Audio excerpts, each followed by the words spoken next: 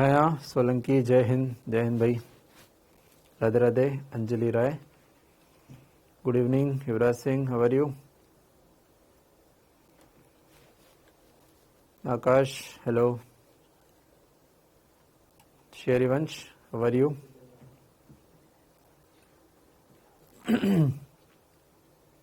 तनु Gupta, good evening.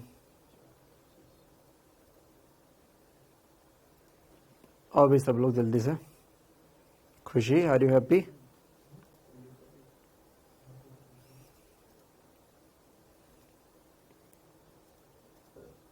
Shivam, क्या हुआ भाई? क्या मुंह लटकाया तूने? Shalini, how are you? आइए भाई जल्दी से।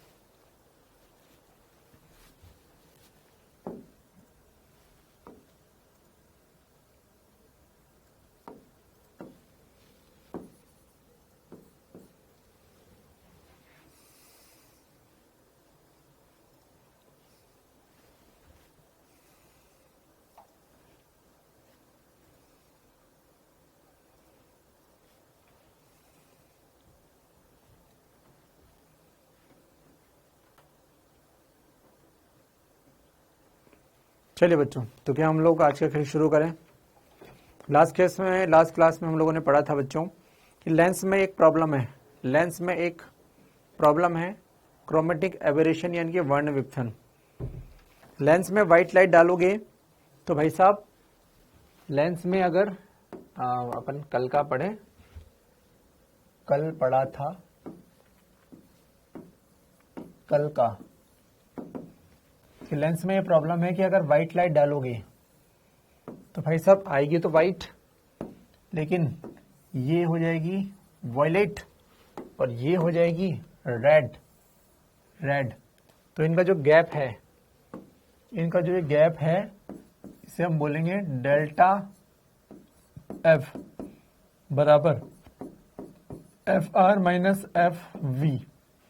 तो हमने फॉर्मूला डिराइव भी किया था, इसको डीएफ अगर बोल दें तो डीएफ बराबर माइनस ओमेगा एफ आता था। डीएफ बराबर माइनस ओमेगा एफ। ओमेगा क्या था? वर्ण विक्षेपण क्षमता। वर्ण विक्षेपण क्षमता। तो एक तो हमने ये कल पढ़ लिया था, दूसरा हमने कल अगर कॉम्बिनेशन रख दिया जाए संयोजन, तो संयोजन के लिए हमने देखा था F omega combination into power into F combination बराबर omega 1 F1 plus omega 2 F2 plus dot. Combination के लिए ये हमने देखा था ओमेगा कॉम्बिनेशन, फोकस कॉम्बिनेशन। हमने कहा एक लेंस अगर हमारे पास है तो उसमें वर्ण विपथन का प्रॉब्लम आएगा, क्रोमेटिक एबेरेशन आएगा। उसको हटाने के लिए हमें दो लेंस लगाने पड़ेंगे। दो लेंस लगाएंगे तो भाई साहब ये दो लेंस लगाएं अगर हम अपोजिट नेचर के, तो हो सकता है वर्ण विपथन खत्म हो जाए। दो लेंस अपोजिट नेचर के लगाएं तो हो सकता है वर्ण विपथन खत्म हो जाए। इसे बोलते हैं अवर्णकता, एक्रोमेटिज्म। इस कंडीशन को बोलते हैं अवर्णकता, एक्रोमेटिज्म। मैं लिखता हूं आज की क्लास को यहां से स्टार्ट करते हैं। यदि हम विपरीत प्रकृति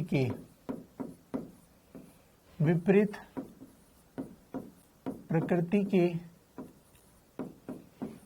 दो लेंस लगाएं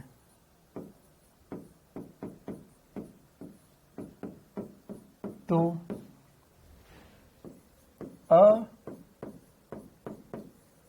अवर्णकता, तो वर्ण विपथन खत्म कर सकते हैं। तो वर्ण विपथन खत्म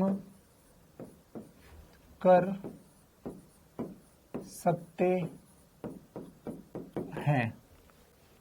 वर्ण विपथन को खत्म करना, इसे अवर्णकता कहते हैं।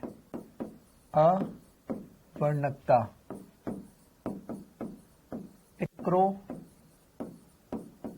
एक्रोमेटिज्म कहते हैं।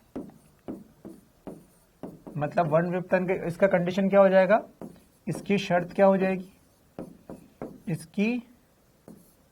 इसकी शर्त जो हो जाएगी बच्चों वो हो जाएगी F1 omega 1 plus F2 omega 2 बराबर कितनी 0। अब इस पे जो क्वेश्चन आया था प्रीवियस ईयर में उसको आप ध्यान से देखें। उसका क्या है कि मुझे पीपीटी फॉर्म में मिला नहीं हुआ क्वेश्चन, तो मैं आपको लिख देता हूं क्वेश्चन। ये PYQ है भाई, APMT ने पूछा था क्वेश्चन। दो लेंसों का संयोजन ऐसा है कि वर्ण विपथन नहीं होता, वर्ण विपथन नहीं होता। तो हम समझ गए दो लेंस होने चाहिए, बिल्कुल दे रखा है। संयोजन की फोकल लेंथ, फोकस लंबाई बराबर 50 सेंटीमीटर है।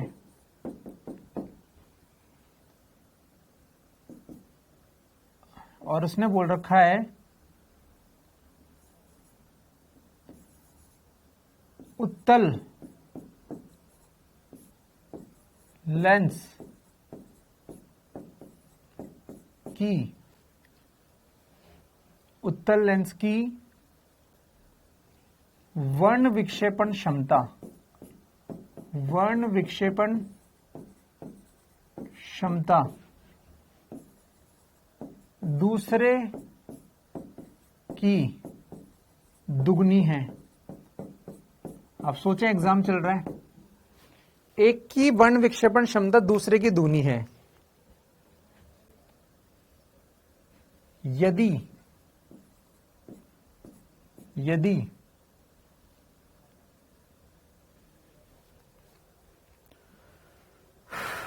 एक की वर्ण विक्षेपण क्षमता दूसरे की दुगनी है।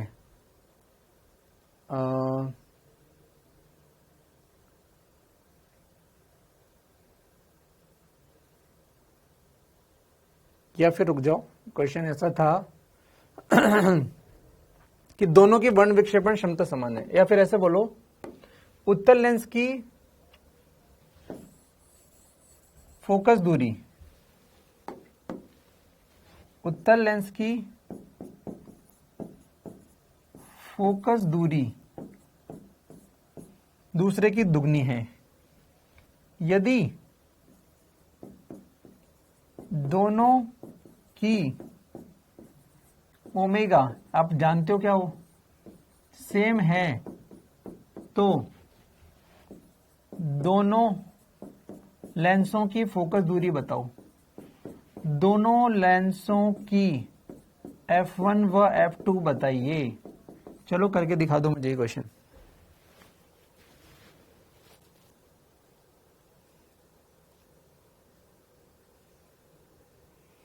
सर 2023 वाले बैच में बहुत मैसेज आते हैं, मैं बहुत परेशान हूं। कौन सा बैच आ गया मुस्कान, करके बताओ बच्चों। सोचो एग्जाम चल रहा है, देखें आप लोग में से कितने लोग कर पाते हैं। करके दिखाएं इस क्वेश्चन को, इस क्वेश्चन को करके दिखाओ जल्दी से।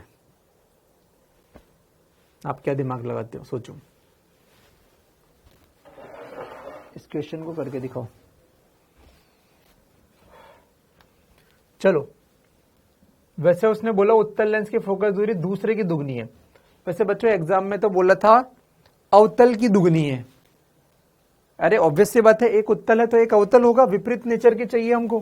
तो सॉल्यूशन करते हैं हम अपने आप समझ गए, एक लेंस उत्तल है तो दूसरा लेंस अवतल होगा ही होगा, क्योंकि तभी तो हम बोलेंगे अपोजिट नेचर के हैं। बिल्कुल, उसने बोली एक की फोकस दूरी, इसकी फोकस दूरी को F1 मानो और इसकी फोकस दूरी को F2 मानो, F2 मानो। तो मुझे बताओ यहां अपन क्या लिखेंगे? F1 जो है वो है 2F2,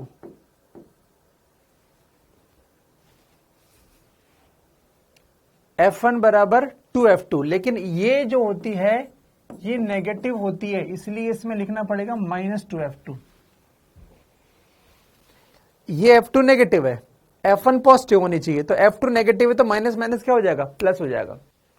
चलिए दूसरा टेस्ट, इसमें आपको F कॉम्बिनेशन दे रखी है 50 सेंटीमीटर, तो आपको फॉर्मूला लगाना पड़ेगा 1/F कॉम्बिनेशन बराबर 1/F1 प्लस 1/F2। चलिए F1 बराबर -F2 है, तो 1/-2F2 पुट किया हमने यहां पर वैल्यू F1 की जगह, प्लस 1/F2। 1/F कॉम्बिनेशन बराबर 1/F2, 1 माइनस हाफ तो हाफ, तो भाई साहब F कॉम्बिनेशन हो गया 2F2 बराबर 50। तो F1 की वैल्यू या F2 की वैल्यू 25 सेंटीमीटर आ गई। F2 की वैल्यू, अच्छा सॉरी भाई, F2 के तो नेगेटिव लिखना पड़ेगा ना, F2 को तो नेगेटिव लिखना पड़ेगा। सर ऐसी में ही है, क्या बोल रही है यार ये मुस्कान जाटो? चलो जो भी है, चलो इस पे ध्यान दो, इस पे ध्यान दो, इस पे ध्यान दो। रिमोट कहाँ गया? 1 मिनट भाई बच्चों रुको। ध्यान दो। उन्होंने हमें बोला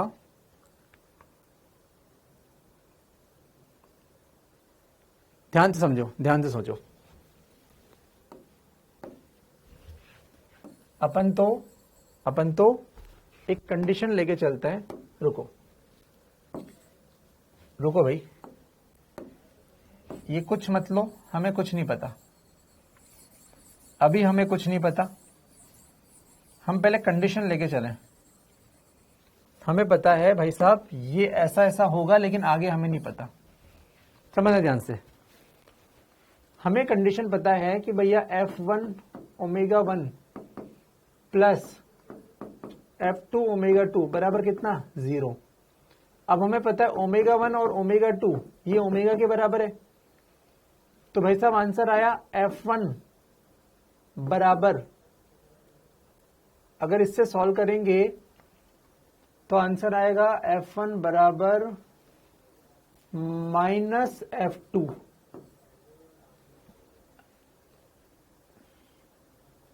ये आया भाई साहब।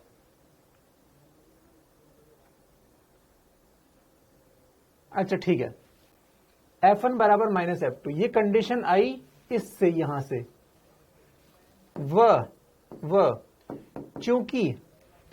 चूंकि उसने दे रखा है F1 जो है वो 2F2 के बराबर है।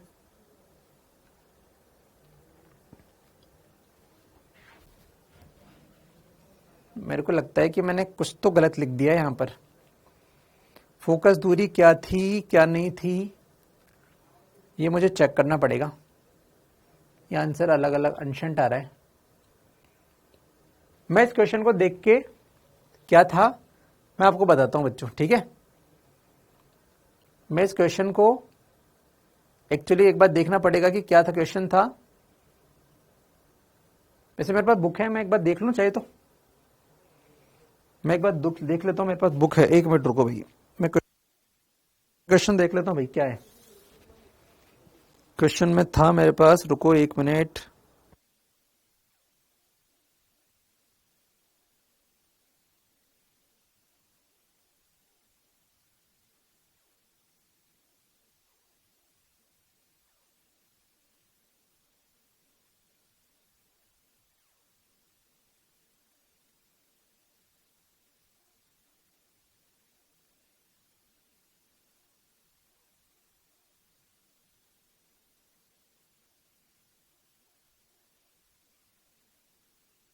Dispersive power of concave is twice of convex lens. अच्छा भाई देखो, क्वेश्चन की लैंग्वेज अलग थी, क्वेश्चन की लैंग्वेज थी जो पहले लिख रहे थे ना अपन, वो सही थी। क्वेश्चन की लैंग्वेज थी dispersive power of concave is twice of convex. मैं शॉर्ट में लिख दूं, ओमेगा कॉनकेव बराबर ट्वाइस ऑफ ओमेगा कॉन्वेक्स। तो F1 व F2 बताएं। ठीक है सर जी, मैसेज करके डिस्टर्ब कर रहे हैं 2023 नीट बैच स्टूडेंट्स। तो भाई तुम लोग मैसेज में ध्यान क्यों दे रहे हो? तुम लोग मैसेज में ध्यान मत दो, ठीक है? अब मैं क्या ही बोलूं, ठीक है ध्यान दो, ठीक है। जैब ये कौन से ईयर में था? जैब खान मुझे कहीं मेरी बुकलेट में कहीं क्वेश्चन मिला था ये प्रीवियस ईयर के नाम से, इसका ईयर मुझे भी नहीं पता, लेकिन ऐसा क्वेश्चन मेरे पास है कहीं, है ना? तो इसलिए मैं तुम्हें करा रहा हूं कि ऐसा क्वेश्चन था। चलो अब बच्चों फटाफट से कर दो ये कंडीशन को। एग्जाम क्वेश्चन इंग्लिश में था ना यार। Dispersive power of concave lens is twice of dispersive power of convex lens. I hope आप इतना समझते हैं, ठीक है? हाँ भाई, कोई ग्रुप प्रूफ है तो उससे एग्जिट हो जाओ, ऑब्वियस सी बात है यार। यहाँ पढ़ो, छाया सही बोल रही है। चलो चलो अब चलो करते हैं। ये दे दिया अपन को, तो मैं लिखता हूं यहां पर, ध्यान दो। ये देखो ओमेगा 1, तभी तो आंसर गलत शलत आया थोड़ा। चलिए ध्यान दो। उसने बोला है कि भाई साहब कॉनकेव की, मैंने मान लिया ओमेगा 1 दे रखा है कॉनकेव का, और ओमेगा 2 दे रखा है कॉन्वेक्स का। तो देखो F1 कॉनकेव की डिस्पर्सिव पावर ट्वाइस कॉन्वेक्स की, तो भाई साहब ये 2 ओमेगा है, प्लस F2 इंटू कॉन्वेक्स से कितना है ओमेगा, बराबर कितना 0। इससे सॉल्व करोगे तो F2 बराबर -2 F1 आ गया। ये लो भैया, F2 बराबर -2 F1 आ गया। जो कंडीशन गिवन थी उसे यहां लिख दो। अब सोचो उस वक्त आया था ट्वाइस है, हो सकता है आपके टाइम पे थ्राइस आ जाए, 3 गुना 4 गुना आधा, कुछ भी लिखा हो वो रहा। उसका स्टडी ग्रुप ज्वाइन करना आ रहा है मैसेज।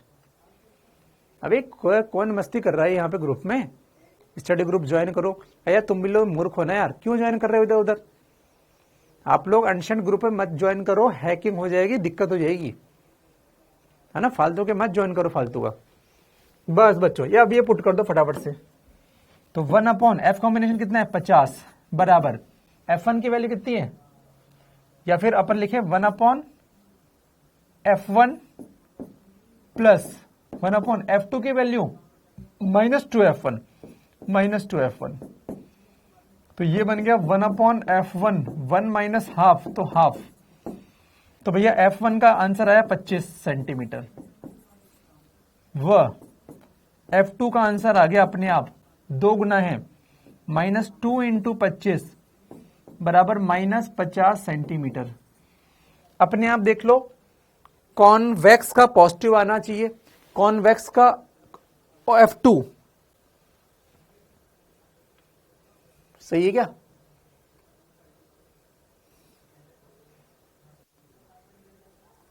एक है 25, एक है -50। 2009 APMT का क्वेश्चन, अब नहीं पता यार, है ना? मेरे पास भी डेटा नहीं लिखा, क्वेश्चन लिखा है भाई। तो 25 और -50 आंसर होना चाहिए जो ऑप्शन में था। 4 ऑप्शन थे, उन्होंने ऐसे नहीं बोला ये किसका और वो किसका, ऑप्शन में था 25 और -50, तो वो ठीक है अपने पास। बताओ भाई कोई दिक्कत? पूरा मूड यहां पे था इस फॉर्मूले का जो कल सिखाया था। ये प्लस लिखा है भाई, लोग गड़बड़ मत करना, ये प्लस लिखा है,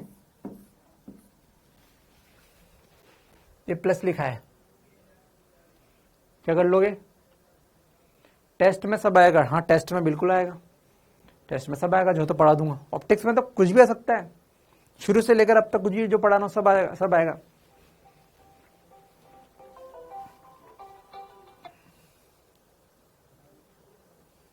ठीक है भाई, अरे कर लोगे, मैं आगे बढ़ जाऊं, चलिए ठीक है। चलिए बच्चों, तो यहां तक हमने बात की। अब हम आगे बढ़ते हैं बच्चों, ध्यान दो। अब यहां पर भी न्यूटन्स फॉर्मूला आता है, न्यूटन्स फॉर्मूला।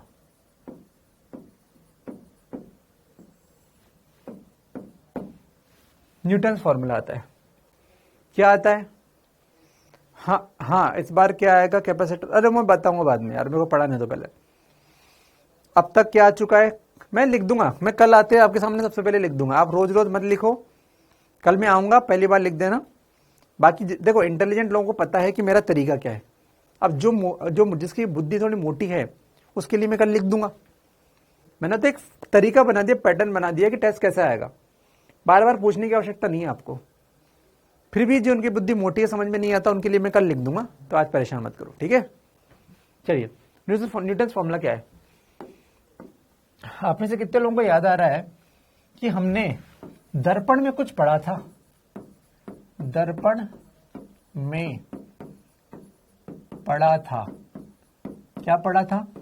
कि दर्पण में, ये दर्पण है मान लो, और ये फोकस है, वस्तु यहां है, वस्तु की दूरी को XO बोल दो, यहां पर ऑब्जेक्ट है, मान लो इमेज यहां पे बन रही है, इमेज की दूरी को XI बोल दो। तो आपको फॉर्मूला कितने लोगों को याद है? F बराबर अंडर रूट, यस बताओ, क्या XO इंटू XI ऐसा जीवन में याद आ रहा है कुछ? क्या ऐसा जीवन में याद आ रहा है? पहले जो पढ़ा था, फोकस से दूरी नापते थे, न्यूटन का फॉर्मूला बोलते थे इसे। बहुत बढ़िया, बहुत वेरी गुड, वेरी गुड। ये दर्पण में था। लेंस में क्या होता है बच्चों? लेंस में भी फॉर्मूला होता है F बराबर under root XO XI। Sir ये तो सेम है, हाँ सेम है, लेकिन वो बोलता है दूरियां पास वाले फोकस से लो। पास वाले मतलब निकटतम, दूरियां निकटतम फोकस से लो। मैं आपको समझाता हूं। मान लो ये लेंस है बच्चों, चलो अब मुझे बताओ, आप में से कितने लोगों को याद रहा, अगर F और 2F के बीच में वस्तु है, ये ऑब्जेक्ट है, तो इसकी इमेज कहां बनती थी? ये F, ये 2F, इसकी इमेज कहां बनती है? क्या 2F और इंफिनिटी के बीच में, क्या कहीं यहां बनती है इसकी इमेज? यस, इसकी इमेज यहां बनती है। बहुत बढ़िया, बहुत बढ़िया। वस्तु की, उसने कहा वस्तु की दूरी को निकटतम फोकस से, क्या इस वस्तु से निकटतम फोकस ये है? हां, तो इसलिए इसकी दूरी को इससे नापेंगे, XO। इस इमेज की दूरी को उससे नहीं नापेंगे, अरे यार ये फोकस पास है, इसको इससे नापेंगे, XI, XO XI। बस ये रहा फॉर्मूला। इसकी फोकस दूरी क्या हो गई? F, ये रहा, ये स्टार बना दिया, ठीक है, बहुत बढ़िया। तो न्यूटन की पहली बात थी ये, फर्स्ट बात, न्यूटन की पहली बात थी ये। क्लियर हो गई? थम दे दो फटाफट से, इतनी सी बात है, पास वाले फोकस से ले। अब न्यूटन की दूसरी बात, न्यूटन ने 3 बातें बताई थी बच्चों। सेकंड बात न्यूटन की क्या है, ध्यान से देखो। फिर से मैं पुराने वाले एग्जांपल को लेता हूं कि F, 2F, O1, यानी कि ऑब्जेक्ट है 1, तो हमें पता है F, 2F, यहां बनेगी इमेज बड़ी बनेगी, सॉरी हाँ बड़ी बनेगी बिल्कुल, ये बनेगा I1 बनेगा, ये I1 बनेगा, ठीक है। I1 मतलब इमेज। उसने कहा कि यदि हम लिखते हैं यदि ऑब्जेक्ट को इमेज की जगह पर रखें,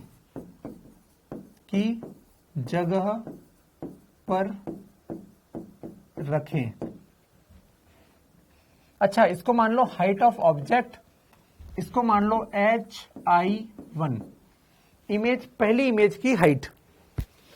बच्चों आप बताओ, अगर मैं ऑब्जेक्ट को इमेज की जगह पे रखता तो क्या आप बोल सकते हो कि सर इमेज ऑब्जेक्ट की जगह पे बनती? ऑब्जेक्ट को इमेज की जगह पर रखें तो इमेज कहां बनेगी? ऑब्जेक्ट की जगह पर बनती है, की जगह पर बनेगी। चलो देखते हैं, अगर यहां पर ये जो इमेज बनी थी, यहां मैं ऑब्जेक्ट को रख दूं, अब ऑब्जेक्ट की हाइट है HO, चलो यहां रखा HO, ये HO, ये O2 बोल दो इसे, और हमें पता है कि O2 O1 ही है, उसी ऑब्जेक्ट को रखा है, लेकिन तरीका है कि भैया O2 बोल दिया, हमें पता है O2 एक ही है, ये लिखा ना, ऑब्जेक्ट को इमेज की जगह पर रखें तो इमेज ऑब्जेक्ट की जगह पर बनती है, सही बात है। चलिए अब बच्चों मुझे बताओ कि अगर हमने O2 वहां रखा है ये, तो इसकी इमेज कहां बनेगी? यहां बनेगी। ये वस्तु अनंत और 2f के बीच में है, तो इसकी इमेज बताओ कहां बनेगी? f और 2f के बीच में बनेगी, लेकिन छोटी बनेगी। ये I2 बनेगी और इसकी हाइट hi2 होगी और ये कम होगी। मानते हो आप? सर अगर ऑब्जेक्ट f और 2f के बीच में है तो बड़ी इमेज बनती है, लेकिन ऑब्जेक्ट इंफिनिटी और 2f के बीच में है तो छोटी इमेज बनती है। दूरियां बराबर होंगी बच्चों, लेकिन दोनों केस में हाइट अलग अलग होंगी। इसकी हाइट ज्यादा लेकिन इसकी हाइट कम होगी। क्या मानते हो इस बात को? सिखाया मैंने यार। मैं आपको बोलता है इसमें 2f और इंफिनिटी के बीच में इमेज है, ऑब्जेक्ट तो इमेज कहां बनेगी? तो आप बोलते सर छोटी बनेगी, इनके बीच में बनेगी। बहुत बढ़िया, बहुत ही बढ़िया। तो हम लिखते हैं पूरा डायलॉग, अभी तो आधा ही लिखा हमने। तो की जगह बनेगी वह दोनों केसेस में आवर्धनों का गुणांक, आवर्धनों का गुणांक 1 होता है, ऐसा न्यूटन ने कहा। यानी कि m1 इंटू m2 बराबर 1 होता है, ये न्यूटन साहब कहने कहा। बच्चों मुझे m1 की मान बताओ, m1 का मान बताओ। m1 हाइट ऑफ इमेज बटा हाइट ऑफ ऑब्जेक्ट। चलो मैं यहां नहीं लिखता, बताओ मुझे m1 का मान बताओ। यही लिखते सीधा यार, जबरदस्ती। क्या m1 को मैं बोलूंगा हाइट hi1 बटा हाइट ऑफ ऑब्जेक्ट ho, चाहिए? इनटू m2 के लिए बताओ, येलो के लिए बताओ, येलो वाला हाइट ऑफ इमेज यानी कि hi2 बटे हाइट ऑफ ऑब्जेक्ट तो सेम है, बराबर कितना? 1। ऐसा हमने दर्पण में भी सॉल्व किया था और आंसर वही आता है, वैसा ही आता है कि ho बराबर under root hi1 into hi2। तो ये पहले जैसा ही है जो पहले पढ़ा था। इस पे कभी क्वेश्चन आई नहीं, लेकिन हाँ सिलेबस में है, कभी पूछ लिया तो आना चाहिए।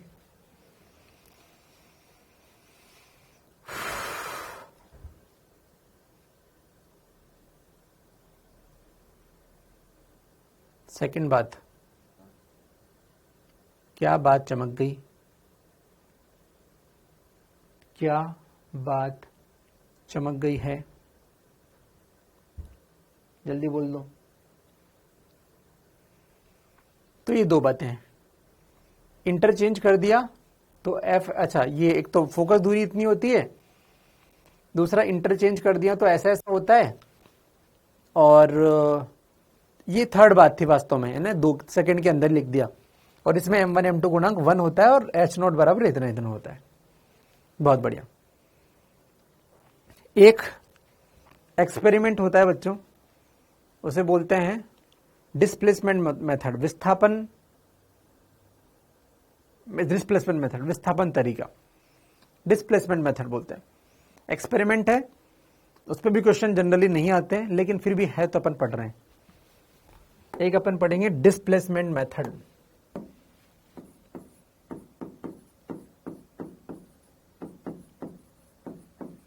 डिस्प्लेसमेंट मेथड, ये एक एक्सपेरिमेंट है जिसकी अपन मोटी मोटी गणित को समझेंगे, ठीक है। बट मिरर ने ऑब्जेक्ट की इमेज बड़ी भी थी, कोई बात नहीं, थी तो क्या हुआ, अब यहाँ के जबरदस्ती है क्या, जो भी थी बस है, HI1 HI2 जो भी आएगा लिख देंगे, क्यों दिमाग लगा रहे हो इतना, जो भी आएगा लिख देंगे, और उसमें क्या, ठीक है। चलिए, वैसे तो ये डिपेंड करता है मैंने कहाँ रखा था, मैंने यहाँ रखा है, हो सकता है तो यहाँ रख के कर, तो तेरा आंसर कुछ अलग आएगा। मैंने इसमें f और 2f के बीच में रखा, हो सकता है तू पहली ऑब्जेक्ट को यहाँ रख 2f और इंफिनिटी के बीच में, तो आंसर बदल जाएगा यार, लेकिन आएगा तो यही HI1 HI2, सही है, ठीक है। चलिए, ये जो एक्सपेरिमेंट है ये किसके लिए है, ये कॉनकेव या फिर अपन बोले कॉन्वेक्स लेंस की फोकस दूरी निकालने का तरीका है, निकालने का तरीका है ये डिस्प्लेसमेंट मेथड। कैसे है ये, चलो बात करते हैं यार। बच्चों, इसमें वस्तु और पर्दे को नहीं छेड़ते, वस्तु और पर्दे को नहीं छेड़ते। चलो मैं एक्सपेरिमेंट ही बताता हूं, ध्यान दो। मान लो ये एक कॉन्वेक्स लेंस है,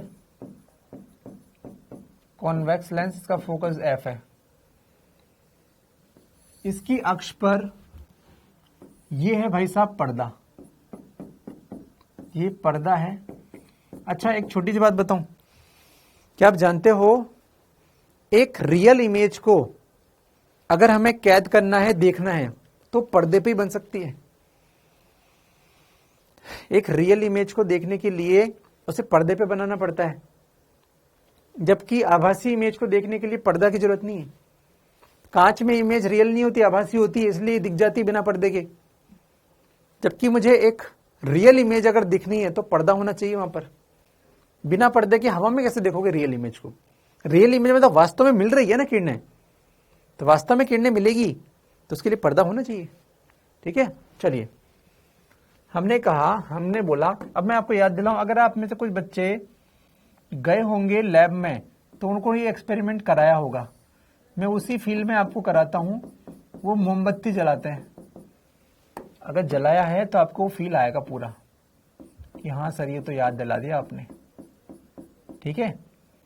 ये मोमबत्ती जलाते थे, ये हमारी वस्तु है, ऑब्जेक्ट।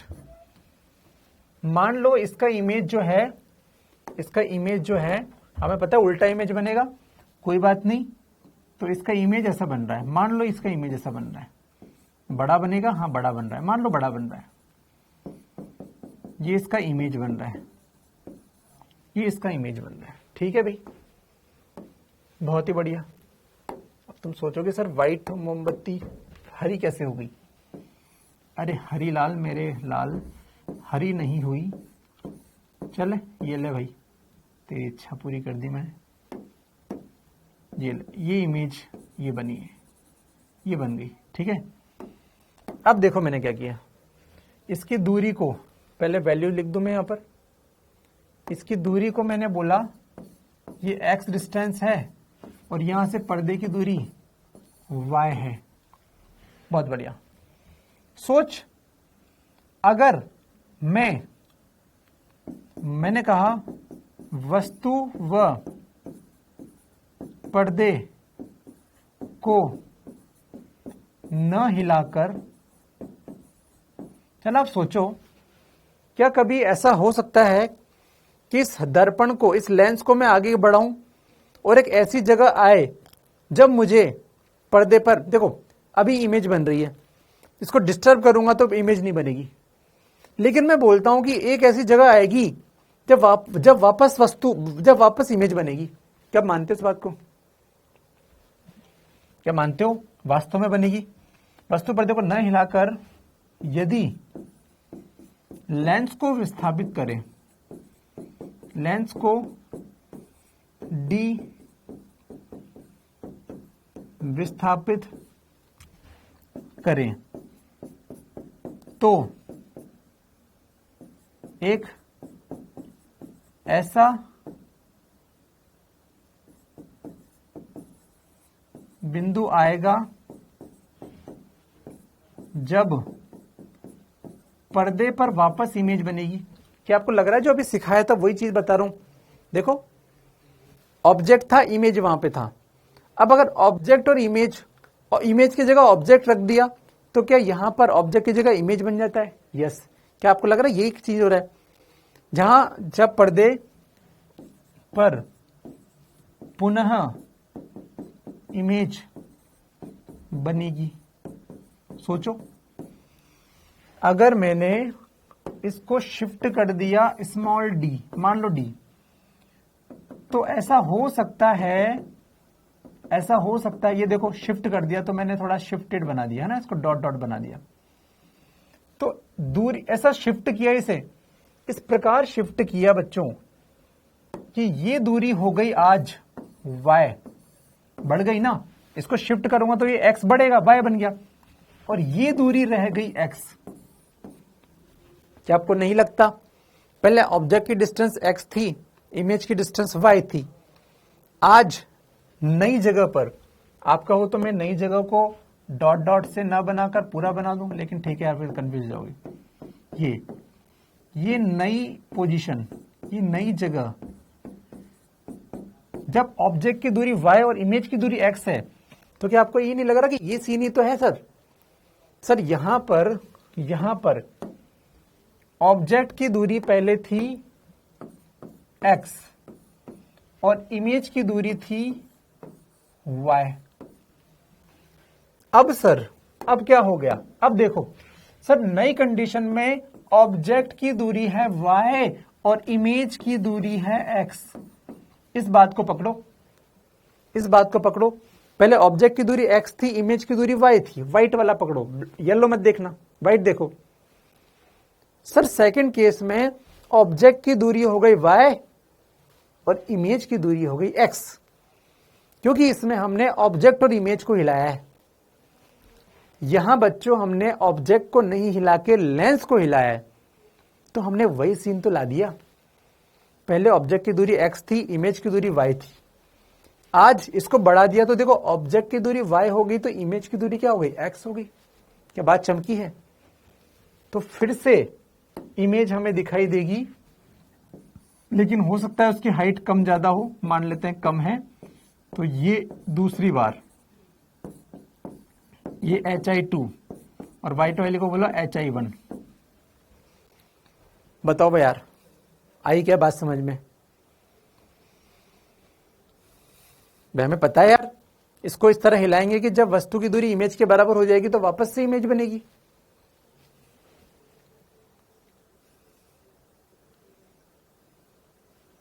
मैं लिख सकता हूं न्यूटन सेकंड बात की तरह, न्यूटन सेकंड बात की तरह। न्यूटन सेकंड बात जो थी ये हमने लिखा उसकी तरह। हम दे दो फटाफट से। ये एक्सपेरिमेंट करने पे दिखता है वास्तव में, ऐसे लेंस हिलाते हैं फिर हमें दिखता है हाँ सर दिखी। लेंस को आगे बढ़ाया, बिल्कुल मैंने कहा ना, लेंस को आगे बढ़ाया, बिल्कुल ये देखो लेंस को आगे बढ़ाया मैंने यहां पर। ये लो मैं फिर से बना दूं, लेंस को आगे बढ़ाया d जितना, लेंस को शिफ्ट किया,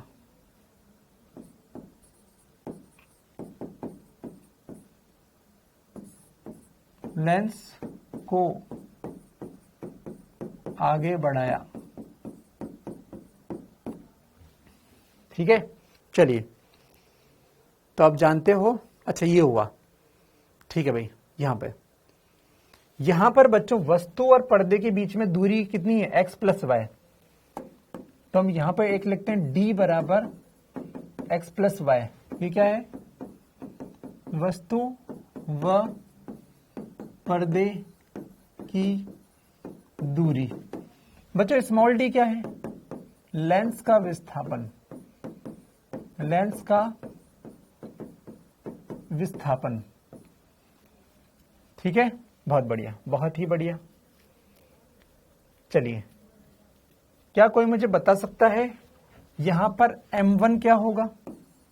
m1 अगर ऑब्जेक्ट की हाइट को ho बोलूं तो हाइट ऑफ इमेज 1 बटे हाइट ऑफ ऑब्जेक्ट।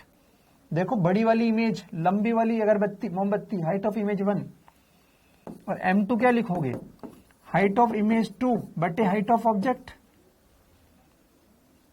अरे यार कैसी बात कर रहे हो? ठीक है, ये सब हैं। अब बच्चों ये जो मैंने किया, इसमें गणित लगाकर एक रिजल्ट आता है, मैं डायरेक्ट लिख रहा हूं। ये जो किया इसमें गणित लगाकर हम डायरेक्ट लिखते हैं, गणित लगा के f जो आता है वो आता है D square minus D square upon 4d। इसमें गणित लगा के कैसे लगाया वो नहीं किया मैंने। और f एक और आता है D square upon m1 minus m2। बस इसमें m1 क्या है, d क्या है, कैपिटल D क्या है, इसको समझाने के लिए मैं सभी बता रहा था आपको। ठीक है, तो ये दो फॉर्मूले हैं, कोई खास बात नहीं है। कभी आया नहीं, लेकिन आए तो आप ऐसा ना बोलें कि सर ने नहीं पढ़ाया, तो मैंने बता दिया।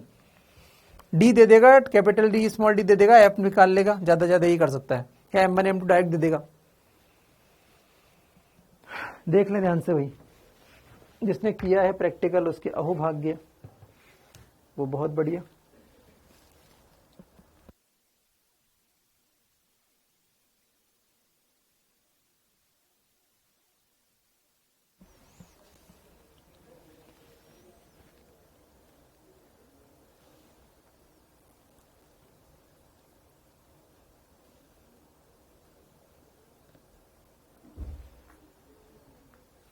चलिए आगे बढ़े। चलिए तो बच्चों यहां पर हमारी ऑप्टिक्स का मेन पार्ट खत्म हुआ। सर इसमें डी और डी क्या है, एस के राम मेरे लाल, ये लिख तो रखा है डी, चश्मा लगा, वस्तु और पर्दे की दूरी, ये वस्तु वो पर्दा, इसके बीच में दूरी x और ये y, x plus y. D क्या, लेंस का विस्थापन, लेंस को विस्थापित किया मैंने ऐसे, तो विस्थापन, लेंस का विस्थापन डी है। जागो, सो मत। चलिए तो बच्चों यहां पर अपने लेंस वेंस के काम खत्म हुए। अब अपन प्रकाशिक उपकरण में पढ़ेंगे, 4 से 5 लेक्चर लगेंगे इसमें। ऑप्टिकल इंस्ट्रूमेंट्स, प्रकाशिक उपकरण, जिसमें आपका ये चैप्टर खत्म हो जाएगा। उसके बाद वे ऑप्टिक्स स्टार्ट होगा। वे ऑप्टिक्स ज्यादा कुछ खास बात नहीं है ना, एक आध हफ्ते का मतलब मान सकते हो, ज्यादा ज्यादा 8-10 लेक्चर, ज्यादा ज्यादा। चलिए तो प्रकाशिक उपकरण हम स्टार्ट करते हैं। प्रकाशिक उपकरण, ऑप्टिकल इंस्ट्रूमेंट्स, ऑप्टिकल इंस्ट्रूमेंट्स ध्यान से देखिए जाए। सबसे पहले हम बात करेंगे बच्चों ह्यूमन आई के बारे में बातें, बेसिक बातें हैं, कभी पूछ ले कर ले, तो हमें ह्यूमन आई के बारे में कुछ बातें आनी चाहिए। जैसे कि पहला, हमारी जो आंख होती है, हमारी आंख वो 4000 एंगस्ट्रॉम से 8000 एंगस्ट्रॉम की तरंग दैर्घ्य ही देखती है। 3800 से 4800, ठीक है। तो इतनी ही देख सकती है भैया, इससे ना पहले ना बाद में। दूसरा पॉइंट, हमारी आंख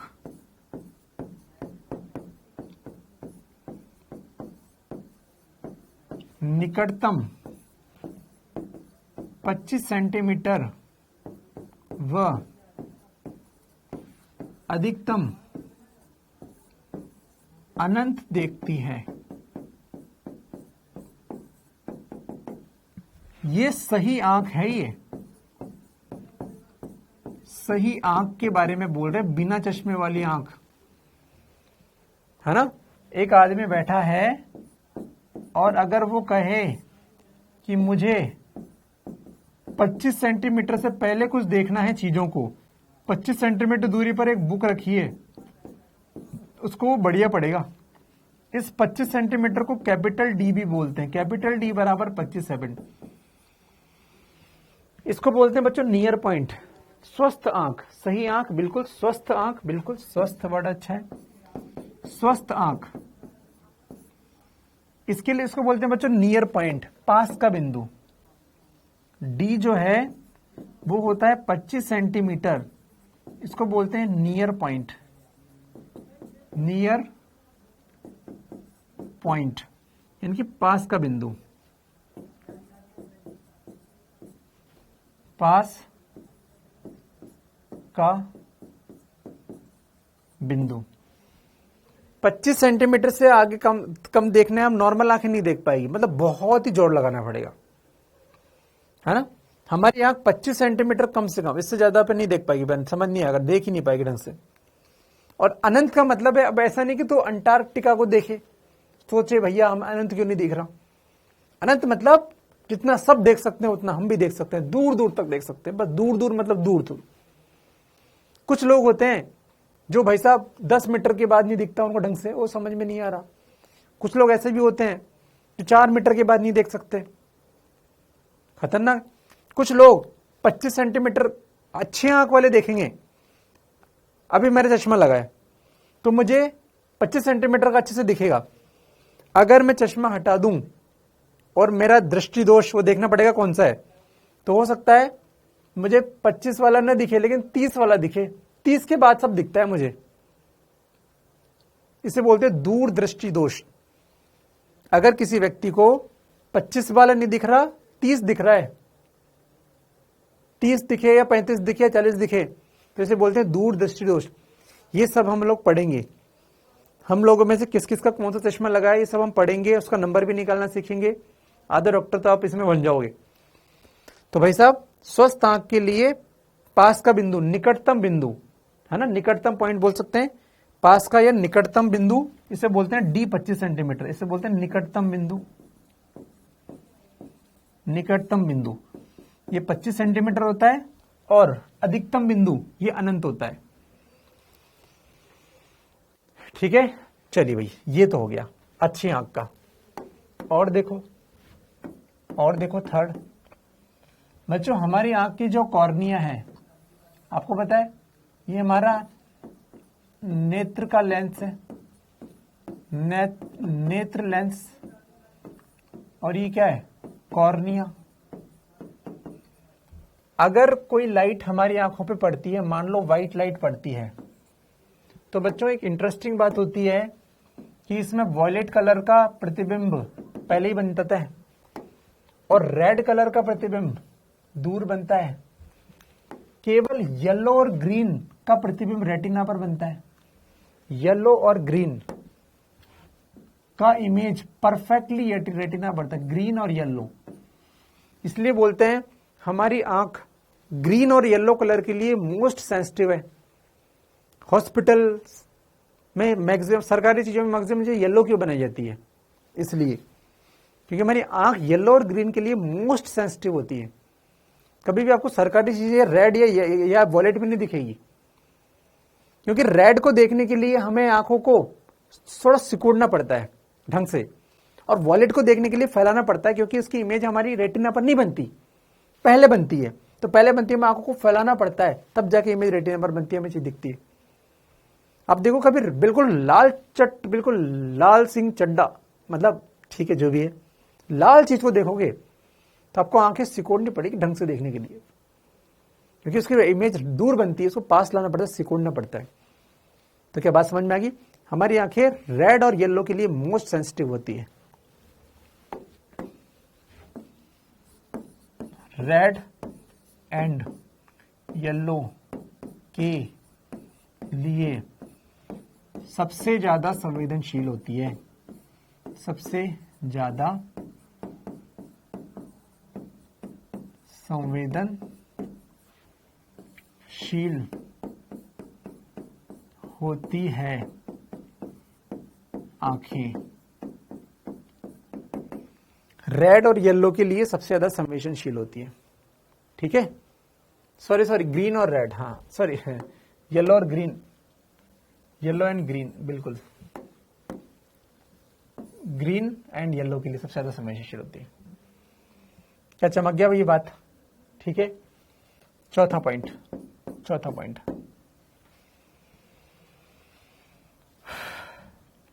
बच्चों, आपने अगर 11th पढ़ी हो, आपको याद है बीट्स कुछ वर्ड था, मैं आपको याद दिलाऊं अगर पढ़ा हो तो। हमारे को कान में मान लो दो अलग अलग साउंड मिल रहे हैं, एक तबला और एक गिटार। अगर दो साउंड के बीच में डिस्टेंस या मिनिमम टाइम 1/10 सेकेंड है, तो हम दोनों साउंड को अलग अलग समझ पाएंगे। और अगर दोनों साउंड 1/10 सेकेंड से पहले ही हमारे कान में पड़ रहे हैं, तो हम दो ध्वनियों में अंतर नहीं कर पाएंगे। बीट्स डेल्टा एफ बराबर 10, याद रहा है आपको? बीट्स कुछ थे। तो उसी प्रकार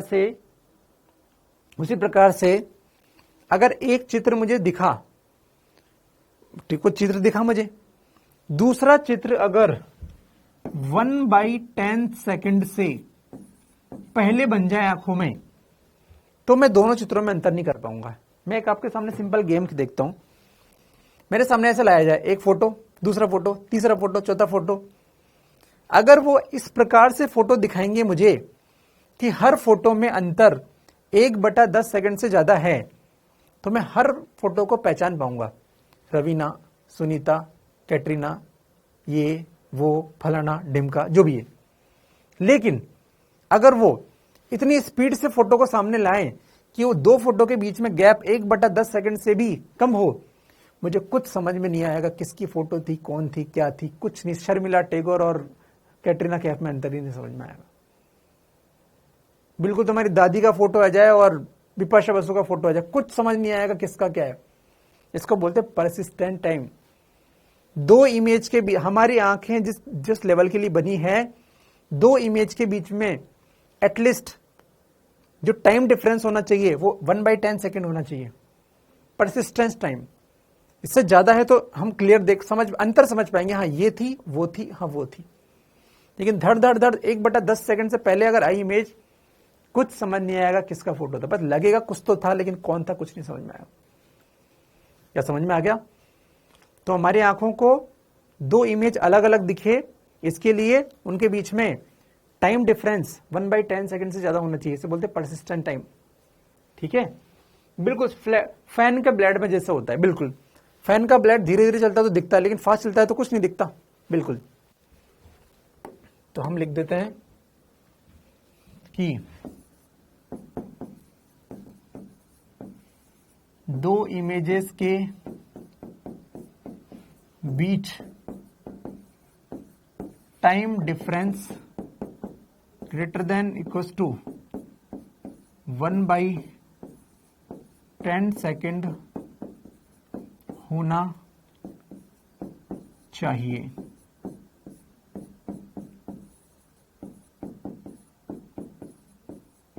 परसिस्टेंस टाइम बोलते हैं इसे। ये बस जानकारी है, कोई खास रटना नहीं है आपको यार। ये याद रखना भैया, ये छोटी मोटी चीजें कभी पूछी नहीं, लेकिन पूछ ले मान लो। और एक लास्ट पॉइंट अगर मैं दूर से देख रहा हूं और दो खंबे यहां पर है, मान लो एक टावर यहां एक टावर यहां पर, मुझे ये दोनों टावर अच्छे से अलग अलग दिखाई देंगे जब ये दोनों टावर मेरी आंख पर जो कोण बनाते हैं थीटा, वो theta greater than equal to 1 minute हो। क्या आपको पता है 1 मिनट में 60 डिग्री होता है, सॉरी 1 डिग्री में 60 मिनट होता है। क्या आपको सर ने पढ़ाया है? कोण रेडियन में होता है, मिनट में भी होता है, सेकंड में भी होता है। दो वस्तुएं हैं O1 O2 अलग अलग, इनको अलग अलग देखने के लिए मिनिमम कंडीशन है इनके द्वारा आंख पे बनाया गया कोण 1 मिनट से ज्यादा का होना चाहिए, तब थीटा ग्रेटर देन 1 मिनट, तब O1 O2 अलग अलग दिखेगी, अलग अलग दिखेगी। बच्चों को पता है, दो लड़के खड़े हैं एक मैदान में, आपके सामने, आपको अलग अलग दिखेंगे।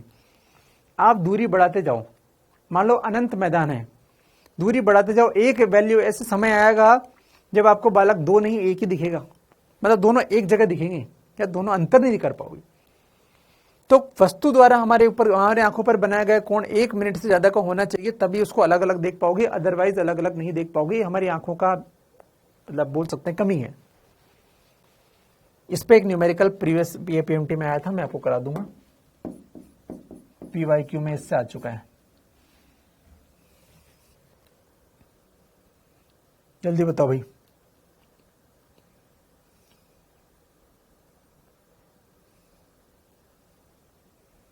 ठीक है, बहुत बढ़िया। क्या क्वेश्चन आया था, मैं आपको करा देता हूं। उन्होंने बोला दो टावर हैं, उनके बीच की डिस्टेंस, या फिर अपन तो इसको पॉइंट ही बना दें,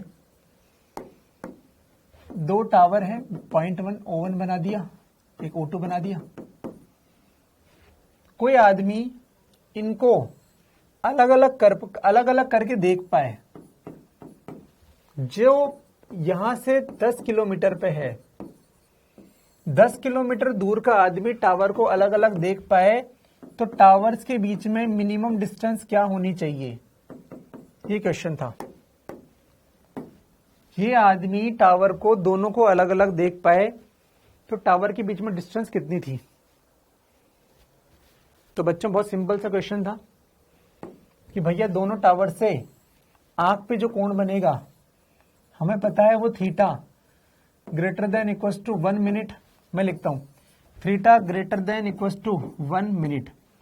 अब 1 डिग्री में 60 मिनट होते हैं, तो बताओ 1 मिनट में 1/60 डिग्री होगा, तो ये theta greater than equal to 1/60 degree होगा। ठीक है, चलिए अब हमें पता है फॉर्मूला, क्योंकि चाप बराबर थीटा इंटू त्रिज्या। आप ऐसा सोचो कि ये ऐसा कुछ सीन है भैया, ये चाप ही तो है, ये डी दूरी चाप ही तो है, और ये जो डिस्टेंस है 10 किलोमीटर, ये त्रिज्या ही तो है, और ये थीटा कोण ही तो है। अरे इतना छोटा कोण है कि ये चाप का ही काम करेगा।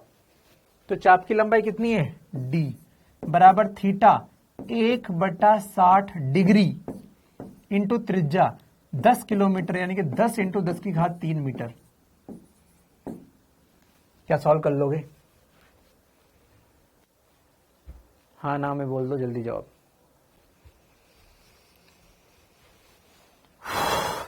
क्या सॉल्व कर लोगे?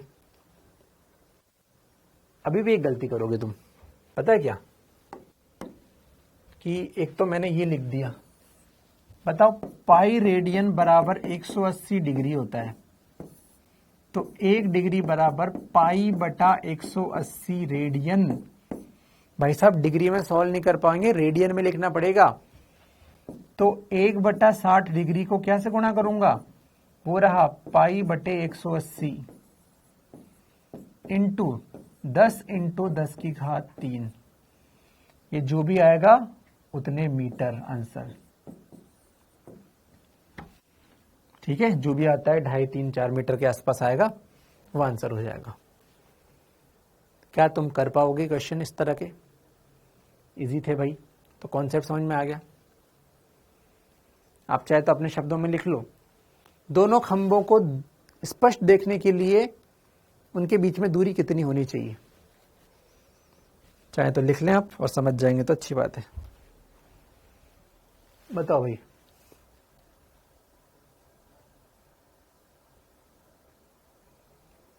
दोनों खंभों को क्लियर देखने के लिए दूरी कितनी होनी चाहिए?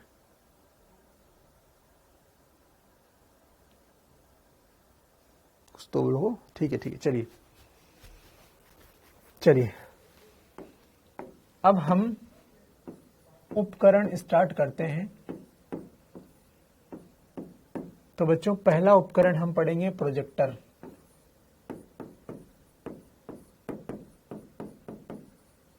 प्रोजेक्टर, ध्यान से देखें।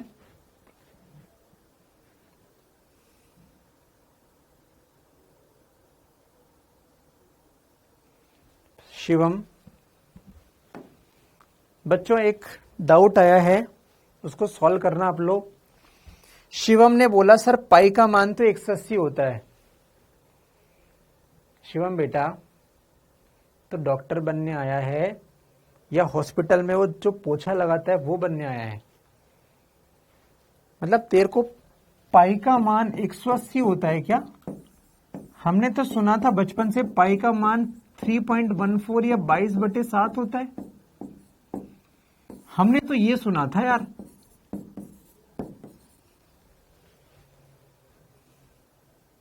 शिवम कह रहा है सर पाई 180 180 180 कट गया। ये डॉक्टर, शिवम सुधर जाओ, सुधर जाओ, ठीक है। पाई रेडियन 180 डिग्री होता है, पाई का मान 180 नहीं होता, पाई का मान 3.14 होता है, 22/7। सुधर जाओ, नहीं तो पोछा लगाने वाला भी तेरे को वैल्यू बता देगा पाई की, और तो पोछा भी नहीं लगा पाएगा फिर। कैसे कैसे बात करते हैं, हाँ। चलो, प्रोजेक्टर क्या होता है ध्यान से समझे बच्चों। मैं कैसे आशा करूं तुमसे कि तुझे स्नेल लॉ आता है, हाँ, तुझे केवीएल आता होगा, तुझे केसीएल आता होगा। कैसे कैसे लोग हैं यार।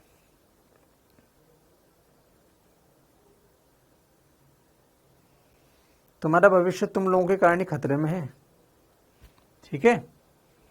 चलो चलो बच्चों, चलो आ जाओ। पढ़ने वाले बच्चे तो आ जाए। पढ़ने वालों को, बच्चों का तो भविष्य खतरे में नहीं है भाई, न पढ़ने वालों का तो फिर प्रभु कृपा करे। चलो आ जाओ, ध्यान दो बच्चों। प्रोजेक्टर क्या होता है ध्यान दो। प्रोजेक्टर में ऐसा सीन होता है, एक लेंस लगा होता है ऐसे, ये लेंस लगा दिया। इस लेंस से यहां पर ये वस्तु, लेंस का अपन बोल सकते हैं वक्रता केंद्र सी, ये बिंदु है। क्या तुम जानते हो वक्रता केंद्र क्या होता है? वक्रता केंद्र वो होता है जिससे जाने वाली किरणें वापस लौट के आती है। क्या इतना ज्ञान है तुम्हें? क्या तुम्हें इतना ज्ञान है? वक्रता केंद्र है ये वक्रता केंद्र है। मैंने बहुत बार बताया, C बराबर 2F होता है ना, R के बराबर होता है, सॉरी 2F होता है, ठीक है। चलिए, इससे सामने, इसके सामने एक लेंस लगाते हैं ऐसे, जानबूझ के ऐसे लगाया। आपको पता है अगर आप इसको सॉल्व करोगे ना, इसे अपने सॉल्व किया नहीं किया मुझे नहीं याद आ रहा बच्चों। अगर मैं आपको क्वेश्चन दूं कि भाई साहब इसकी, इस कॉम्बिनेशन की फोकस दूरी बताओ, इसकी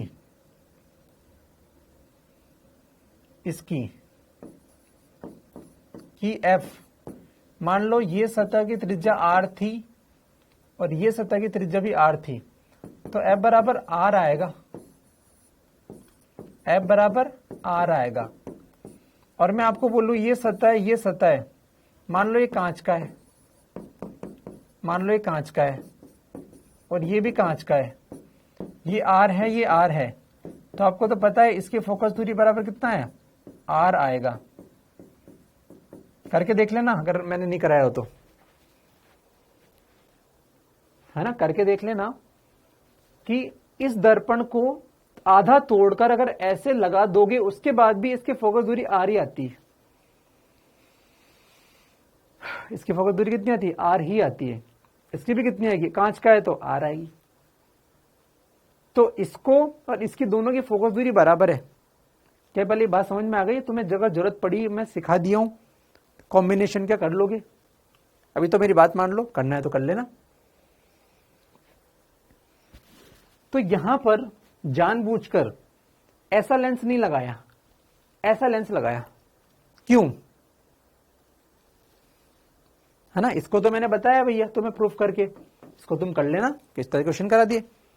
चलो तो इसको अलग से रख देते हैं, है ना, इसका कोई अभी काम नहीं है, तो बस बात आई तो मैंने बात बता दी आपको, हालांकि इससे भी काम नहीं है। ठीक है, चलो ये अलग बात है। तो इसका फोकस दूरी F था बिल्कुल। बच्चों ये पॉइंट फोकस ही होता है इसका लेंस का, ये जो पॉइंट है ये लेंस का फोकस है। और ये सी पे हमने क्या किया, सी पे हमने क्या किया, यहां पर हमने वस्तु को रखा है, वस्तु को। क्यों रखा? दो फायदे थे। सी पर वस्तु को रखा तो वस्तु से किरण निकलेगी, मान लो कोई बल्ब होगा तो वो जलेगा। अगर हमने वस्तु को यहां पे रखा तो वस्तु से लाइट निकलेगी, इसके पास जाके तो लौट के आएगी। अब दो ही नहीं निकल रही, बहुत सारी निकल रही, लेकिन सब लौट के आएगी अपनी जगह पर। लौट के आके किस पे जाएगी? लेंस पर। ये लेंस पर, लेंस पर गई, बहुत बढ़िया, लेंस पर गई। अब लेंस का ये फोकस बिंदु है, ये जो वस्तु है वो इस प्रकार से रखी है, दर्पण का तो वक्रता केंद्र है और ये लेंस का फोकस है, लेंस का फोकस है। तो लेंस क्या करता है, फोकस से आने वाली किरणों को समांतर कर देता है, समांतर कर देता है, फोकस से आने वाली किरणों को समांतर कर देता है। अब ये समांतर लाइट मुझे मिल रही है। प्रोजेक्टर क्या करता है, प्रोजेक्टर छोटी सी, प्रोजेक्टर देखा आपने, प्रोजेक्टर लगाएंगे यहां पर, टीवी मूवी हॉल में देखा होगा, हमें स्क्रीन पे बड़ा बड़ा दिखता है। बाहुबली मान लो 6 फुट का था, स्क्रीन पे इतना बड़ा दिखता है। तो हमें जिस चीज को बड़ा करके दिखाना है उसको हम यहां लगाते हैं, इसको यहां पे लगाते हैं। इसको हम बोल सकते हैं बच्चों, ये वास्तव में वस्तु नहीं, इसको ऐसे बोलो लाइट का स्रोत है ये, है ना, यहां पर लाइट है, स्रोत है, ये लाइट का स्रोत है, ये प्रकाश स्रोत, प्रकाश का स्रोत है ये। वस्तु से मत बोलो यार, वस्तु ये है, प्रकाश का स्रोत है। तो ये है हमारी वस्तु, वस्तु। ठीक है, अब मुझे बताओ ये जो लाइट आई है ये कैसी लाइन है, प्लेन। ये जो लाइन है, ये जो लाइट है, ये जो लाइट आ रही है, ये अपन बोल सकते हैं एक लाइट का प्लेन बीम आ रहा है। मतलब इस प्रकार की लाइट आ रही है, बिल्कुल स्ट्रेट लाइट आ रही है, जो कि हमें कैसे लाता है स्ट्रेट लाइट। ये सब नौटंकी किया गया इस लाइट को स्ट्रेट लाने के लिए। अब मुझे बताओ, अगर ये लाइट ऐसे जा रही है तो ये कहां जाएगी, ये कहां जाएगी? तो यहां पर हम बच्चों एक पर्दा बना देते हैं, यहां पर हम एक पर्दा बना देते हैं, पर्दा, ये पर्दा, और इसकी इमेज पर्दे पे बनती है, बड़ी इमेज बनती है, बड़ी इमेज बनती है। सर ये प्लेन लाइट आना ही क्यों जरूरी है? मैं आपको एक इसका रीजन भी बता दूं। अगर यहां पर किरणें समांतर आएगी तो वस्तु की हर बिंदु पर समान लाइट आएगी। जब वस्तु के हर बिंदु पर समान लाइट आएगी तो जब ये वस्तु की इमेज बड़ी बनेगी तो उसमें भी चमक आएगी। सोचो अगर यहां पे ऐसा होता कि आधी वस्तु पर तो कम लाइट है, आधी वस्तु पर ज्यादा लाइट है, तो जब इसकी इमेज बड़ी बनेगी, यहां पर बड़ी इमेज बनेगी, तो बड़ी इमेज में भी यही होगा। आधा बाहुबली तो काला काला दिख रहा है, आधा बाहुबली गोरा गोरा दिख रहा है। जब वस्तु के हर पॉइंट पे चमक बराबर होगी तो इमेज के हर पॉइंट पे भी चमक बराबर होगी। इसीलिए हम ये प्लेन लाइट बनाने का जुगाड़ करते हैं ऐसे, और हमें इमेज वहां दिखाई देती है। ध्यान से देखो और मुझे बताओ कोई समस्या है तो, कोई समस्या है तो।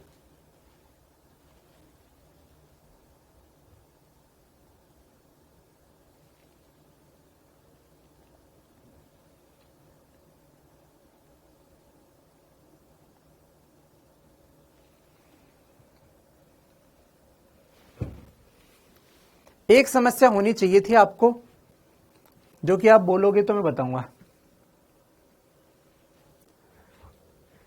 मुझे एक समस्या इसमें है जो आपने पूछा नहीं। चलो, एक तो मैंने आपको ये बता दिया सिंपल। एक बात बताना बच्चों, एक बात बताना कि फिर से बताओ, अगर मेरे पास ये लेंस है और यहां पर f और 2f के बीच में ऑब्जेक्ट है, ये ऑब्जेक्ट है, तो इसकी इमेज आप याद करो कहां बनी थी।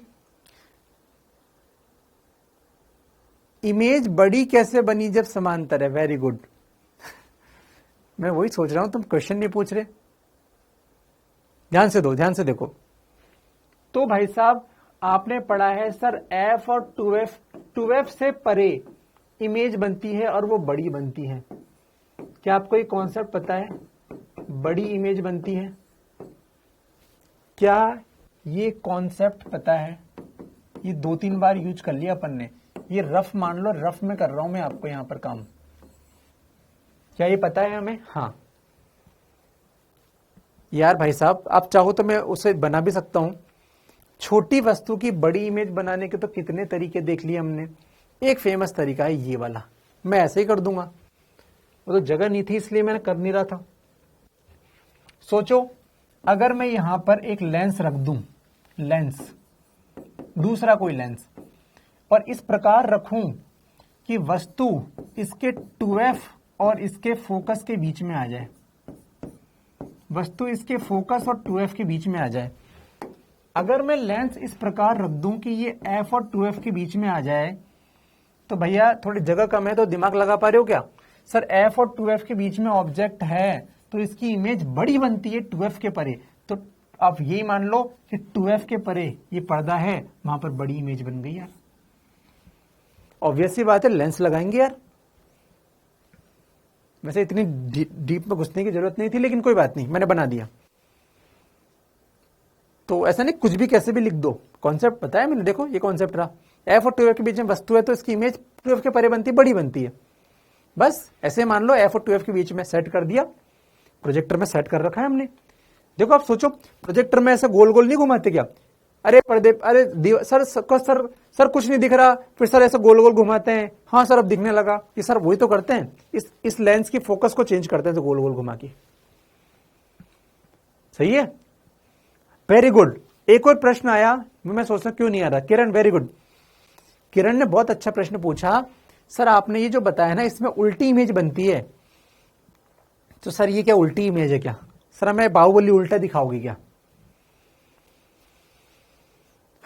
प्रश्न बिल्कुल सही है बच्चों। यहां आपको उल्टा दिख रहा है। ऑप्टिक्स में उल्टी इमेज को सीधा करने के हमारे पास बहुत तरीके हैं। मैं आपको हर बार वो तरीका बीच में नहीं बताऊंगा, मैं आपको लास्ट में एक तरीका बताऊंगा कि कहीं भी इमेज उल्टी बनती है तो उसको सीधा कैसे करते हैं।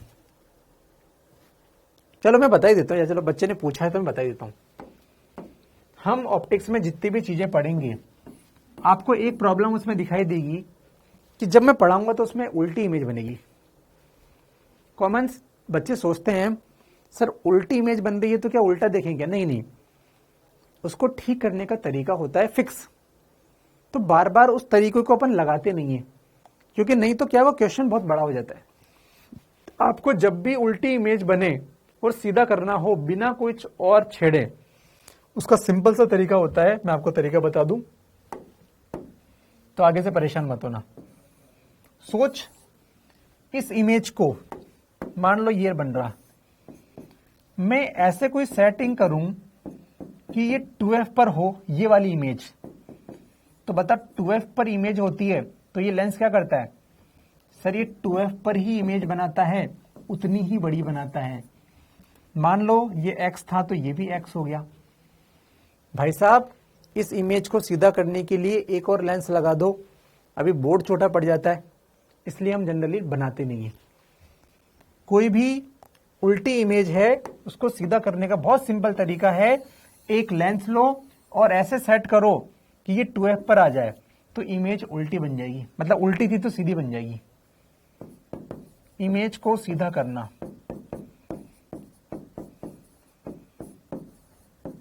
तो अपन मान के चलते हैं कि अगर आपको ये सब आ गया है तो आपको ये उल्टा सीधे के चक्कर नहीं है। उल्टी इमेज को सीधा करने के बहुत तरीके हैं, तो वो कर देंगे हम। पहली इमेज है कि इंपॉर्टेंट ये सब समझना, उल्टी इमेज को सीधा तो हम कर ही देंगे यार। क्या आपको समझ में आ गया? तो ये लेंस यूज करते हैं और ऐसी इमेज बनती है बड़ी। अच्छा, ये जो था ना ये सब सेटिंग, इसे बोलते हैं कंडेंसर। कंडेंसर यूनिट ये क्या करता है? ये आपतित प्रकाश को, जो आपतित प्रकाश होता है उसे अपन ऐसे बोल सकते हैं कि प्लेन, आपतित प्रकाश को प्लेन करने का काम करता है।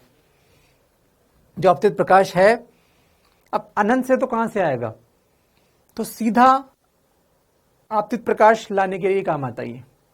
कौन? Condenser unit. इसका सिर्फ एक काम था कि आने वाला प्रकाश फैल के ना आए बल्कि सीधी किरणों के रूप में आए।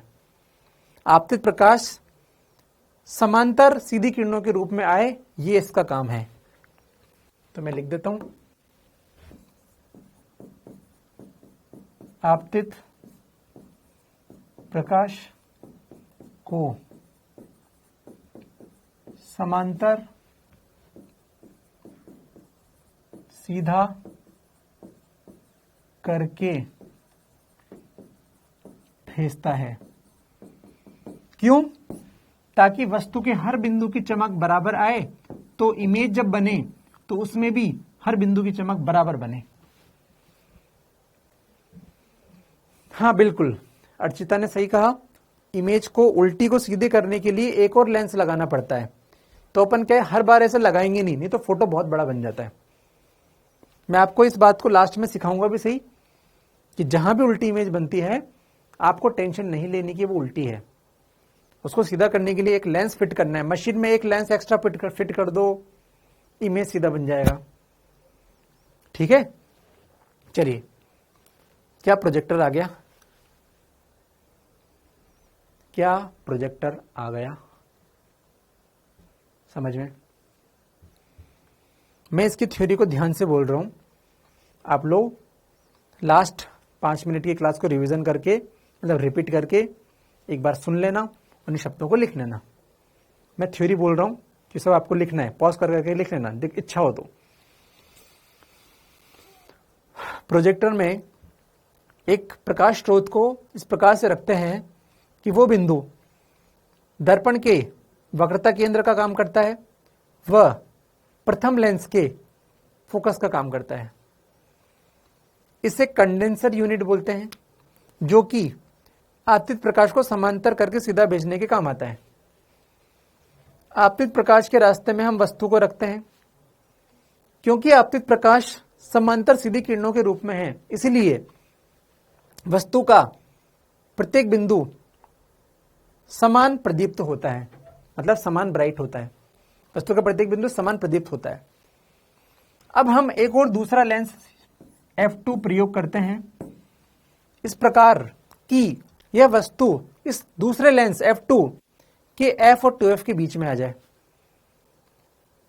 तो इस वस्तु की इमेज या प्रतिबिंब 2f और इन्फिनिटी के बीच में बनती है, जो कि बड़ी होती है, वास्तविक होती है।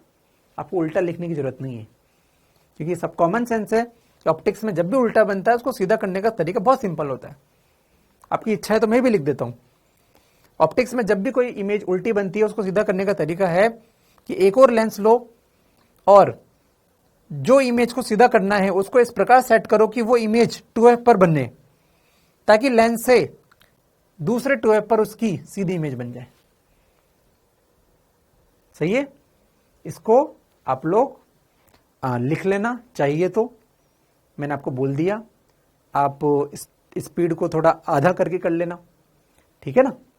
तो अब लिख लेना, क्योंकि ये डिपेंड करता है, काफी बच्चे लिखते हैं, काफी नहीं लिखते। सिद्रा, स्लो करके बोलने की आवश्यकता नहीं है बेटा, है ना? आप जब रिपीट उसको देखोगे तो लेक्चर को स्लो कर लेना, है ना? 2x क्या, आधा x पे कर लेना, ठीक है? बाकी आप अपने मन से लिख सकते हैं। क्वेश्चन वैसे कभी पूछा नहीं, इन चीजों से कभी क्वेश्चन नहीं आया, लेकिन बस है तो मैं पढ़ा रहा हूं, ठीक है? चलिए, तो ये वाली बात है प्रोजेक्टर की। अच्छा, प्रोजेक्टर में जो है, आपको पता है बच्चों, अगर ऑब्जेक्ट का एरिया, इसको अपन बोले एरिया ऑफ ऑब्जेक्ट, तो आपको पता है एरिया ऑफ इमेज क्या बनता है? क्या ये m square area of object है? यहां मैं एक बात कर लूं कि रफ पेज है ये तो, है ना, समझाने के लिए। एरिया ऑफ इमेज बराबर m square into area of object. आपको याद आ रहा है क्या? ये केस अपन कर चुके हैं, आवर्धन पढ़ाते वक्त मैंने बताया था, आवर्धन पढ़ाते वक्त मैंने बताया था, याद करो। अगर ये L है, ये W है, तो ये M इंटू W होता है, और ये लाइन M इंटू L होती है। याद आ रहा है बच्चों? अरे याद आ गया भाई। तो एरिया ऑफ ऑब्जेक्ट उसको L इंटू W बोलेंगे, तो एरिया ऑफ इमेज बराबर ML इंटू MW बोलेंगे। ये M स्क्वायर A नॉट बनेगा। तो इमेज का क्षेत्रफल M स्क्वायर गुना होता है। तो हम बोल सकते हैं, अच्छा मोबाइल का क्या होता है वो कैमरा हम बाद में पढ़ेंगे भाई, कैमरे हमारे बाद में पढ़ेंगे। तो बच्चों यहाँ पे देखो, हाइट एरिया ऑफ इमेज बराबर M स्क्वायर टाइम्स होता है, M स्क्वायर टाइम्स होता है। क्या ये बात चमकी? जल्दी बताओ।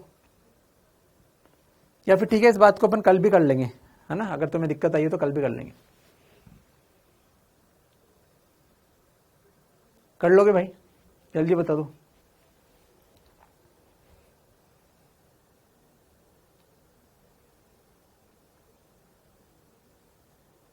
ठीक है भाई, चलो ठीक है, इसको अपन चाहे तो कल भी एक बार और करा दूंगा। ये क्या है? चलिए ठीक है, बाय बाय, मस्त रहें, खुश रहें, बाय बाय। ठीक है, इसमें एक और बात रह रही है वैसे 1 मिनट की, तुम कहो तो बता दूं? क्या तुम्हें एक बात और बता दूं, लास्ट 1 मिनट की बस? ठीक है, ए क्या होता है? चलो बहुत बढ़िया, कुछ लोग खतरनाक हैं। ए का मतलब है क्षेत्रफल, ए का मतलब है क्षेत्रफल।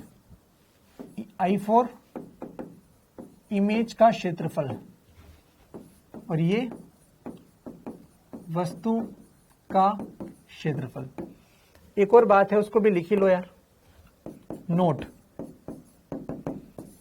तीव्रता जो होती है बच्चों, तीव्रता वो होती है energy per unit area per unit time. तो भैया ये व्युत्क्रमानुपाती होती है क्षेत्रफल की। तो क्षेत्रफल M स्क्वायर गुना हो गया, तो बताओ इंटेंसिटी ऑफ इमेज बराबर इंटेंसिटी ऑफ ऑब्जेक्ट बटे M स्क्वायर होती है। ये क्या है? इमेज की तीव्रता, इमेज की तीव्रता, और ये क्या है? वस्तु की तीव्रता। इंटेंसिटी प्रोपोर्शनल टू 1/एरिया, अगर एरिया एम स्क्वायर गुना हो गया तो तीव्रता एम स्क्वायर गुना कम हो जाएगी। ये छोटी सी बात थी, तो चलो वो भी कंप्लीट हो गई। आपका प्रोजेक्टर कंप्लीट हुआ। कल अपन कैमरा पढ़ेंगे। कैमरा पढ़ने के बाद अपन सरल सूक्ष्मदर्शी और संयुक्त सूक्ष्मदर्शी पढ़ेंगे। चलिए भाई, तो इतनी सी बात और थी, खत्म। अब अपन कल से कैमरा पढ़ेंगे, ठीक है। चलिए बाय बाय, बाय बाय भाई।